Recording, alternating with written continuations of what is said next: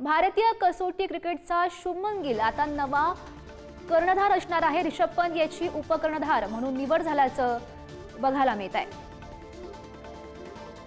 महत्त्वाची अपडेट सध्या आपण बघू शकतोय।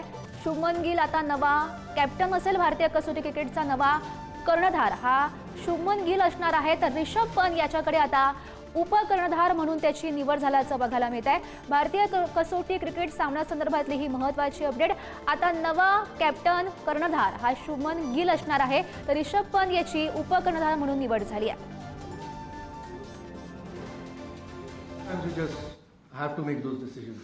I mean, Sarfaraz did play the 3 test matches in India. I know he got 100 in the first test, didn't get runs, missed out in Australia.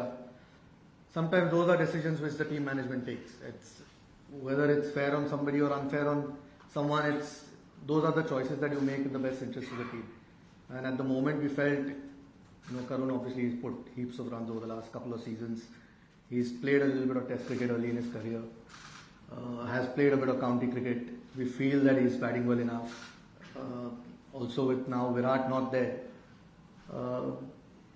clearly lacking a little bit of experience in that batting.